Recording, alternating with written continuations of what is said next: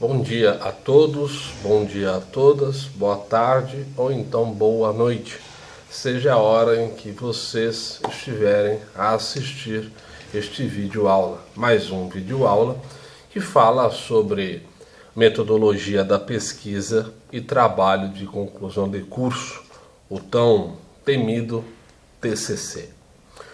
Bom, a aula de hoje, dando sequência ao vídeo aula anterior, falará sobre a chamada violação de direito autoral. Em primeiro lugar, nós devemos considerar uma informação muito importante nesse caso. Que informação é? É que as pessoas costumam falar errado, inclusive da própria área, da área jurídica em si, sobre crime de plágio. Não existe crime de plágio. Plágio é um termo popular que se cunhou, que se desenvolveu para designar a chamada violação de direito autoral. E violação de direito autoral é o termo correto de se desenvolver, até porque existem leis que protegem o direito autoral. E, uma vez que se viola o direito autoral, incorre-se em condutas que são tipificadas, ou seja, contidas na própria lei de direito autoral. Tá certo? Então, superada essa questão, vamos para a aula de hoje, no caso que fala sobre a violação de direito autoral. No vídeo anterior, eu deixei bem claro a diferença entre trabalho de conclusão de curso, que se encontra na graduação, cursos técnicos, ETECs e até Enfatecs, monografias na especialização, dissertação no mestrado e tese no doutoramento. E falei sobre o ineditismo que deve pairar, em especial no doutoramento, porque é requisito que a tese seja algo tão profundo e particular que o autor deva apresentar, o autor ou autora deva apresentar, por certo, um trabalho inédito. Muito que bem. E falei sobre que existem correntes que não são majoritárias ainda, mas penso que deveriam ser, de dizer que um trabalho de conclusão de curso, uma monografia ou uma dissertação deveriam seguir os mesmos critérios que a tese, mas que, se não fosse possível, necessário seria, entretanto, que não se avacalhasse o trabalho, não se fizesse um TCC ou uma monografia ou uma dissertação, como diz o vulgo, nas coxas.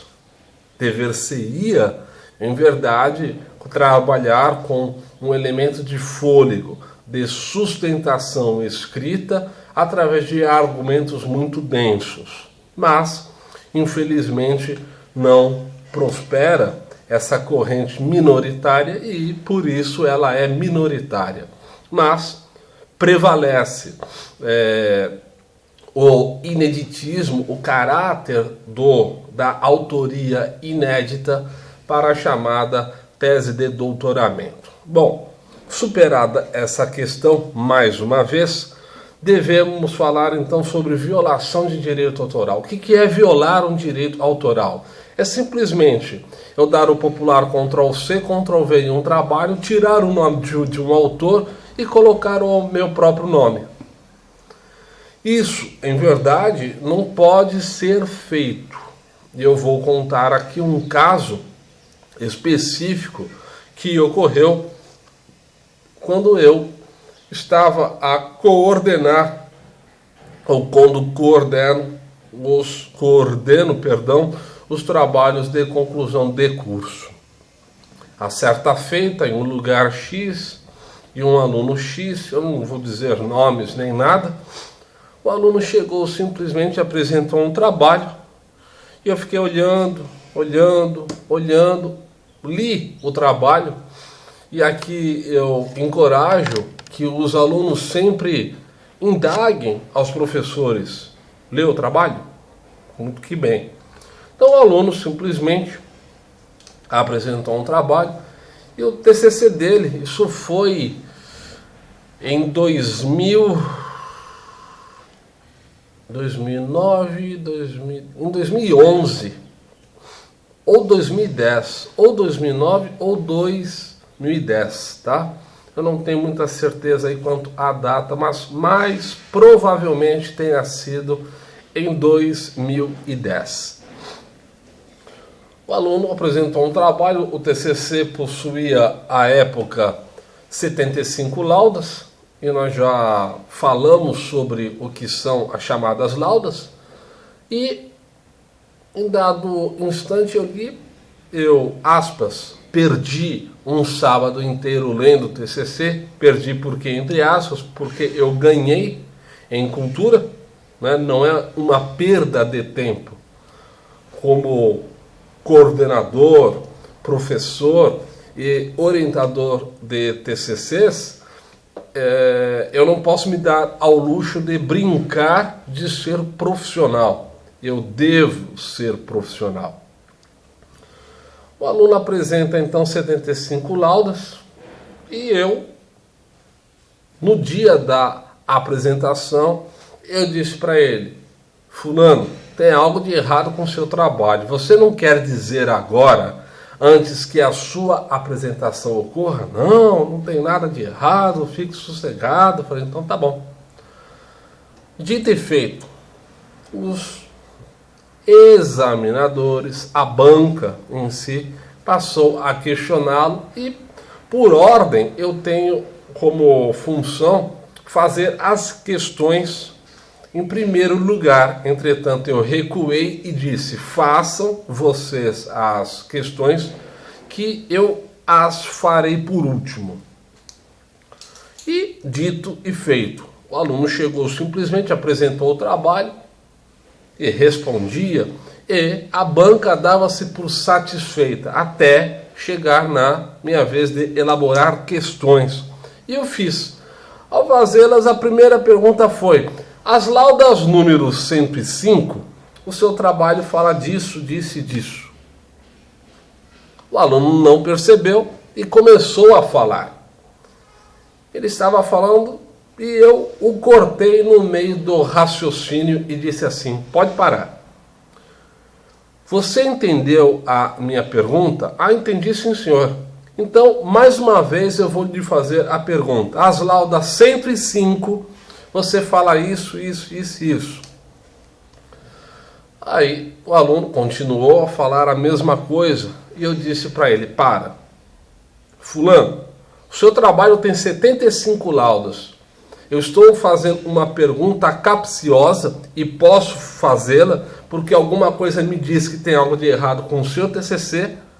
Você me sustenta uma argumentação vazia, rasa, sem efeito e sustenta a argumentação como se o seu trabalho tivesse 105 laudas.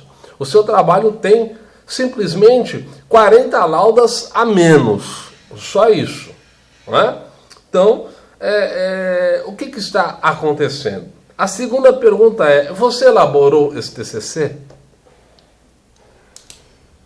E a resposta foi: olha, eu vou lhe ser sincero, não. Aí eu falei: o TCC está suspenso, o seu trabalho encontra-se suspenso, você tem 45 dias para emendar o seu TCC e eu vou acompanhar, eu não era o orientador, de perto o seu trabalho.